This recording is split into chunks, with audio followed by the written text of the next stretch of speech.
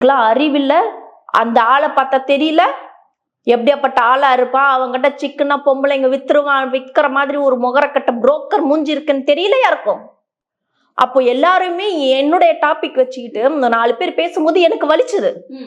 உண்மை என்ன பொய் என்னன்னு தெரியாம இவனுங்க எல்லாரும் உட்காந்து இவளுங்க எல்லாரும் உட்காந்து பேசுறாளுங்கள, என்ன மேட்டர்ன்னு தெரியலையே. இதே சட்டம் தெரிஞ்சவங்க தமிழ்வேந்தன் சார் உட்காந்துக்கிட்டு ஒரு அலிகேஷன் வச்சிடுறாங்க. ஆவுனா ஒரு ஆம்பளை செக்ஸ் ஹராஸ்மெண்ட் பண்றாங்க அந்த மாதிரி சொல்லிட்டு இந்த ஒரு குற்றச்சாட்டு மட்டும் ஆவுனா ஒரு பொம்பளைங்க ஒரு ஆம்பளை மேல திணிச்சிடுறாங்கன்னு சொன்னாரு. அவருக்கு நான் எல்லா ப்ரூஃப் அனுப்பி விட்டேன், கான்டாக்ட் பண்ணி பாருங்க நான்ட்டு. பார்த்துட்டு அப்புறமா பேசுங்க நான் என்ன நடந்துச்சுன்ட்டு. டிபார்ட்மெண்ட்ல நான் என்னெல்லாம் ப்ரூஃப் கொடுத்தேனோ அவருக்கு நான் அவர் கேட்ட கேள்விக்கெல்லாம் நான் பதில் சொன்னேன். அடுத்து அவர் ஒரு வீடியோ போடல அவர் எனக்காக. இல்ல அந்த பொண்ணை பத்தி நான் தெரிஞ்சது கேட்டது வச்சு நான் ஒரு விஷயம், இந்த டாபிக் இருந்தது என்கிட்ட கேட்டாங்க, நான் பேசினேன். பட் அதுக்கப்புறமா என் லைனுக்கு வந்தாங்க, ப்ரூஃப் கொடுத்தாங்க. அவங்க மேல எல்லா ஆதாரங்களும் நான் நிரபராதின்ற ஆதாரம் வச்சிருக்காங்க. ஸோ இதெல்லாம் நடந்துச்சுன்னு ஒரு வீடியோ அவங்க போடல. ஏன் போடல?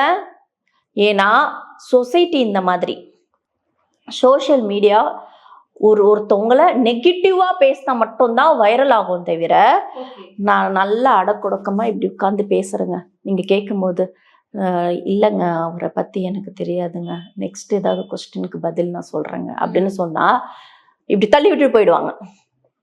அது உங்களுக்கும் யூஸ் இல்லை, எனக்கும் யூஸ் இல்லை. இதுவே நின்று நான் ஆர்கியூமெண்ட் பண்ணேன்னா அது கேட்கறதுக்கு ஒரு ஜனமே இருக்கு, கூட்டமே இருக்கு.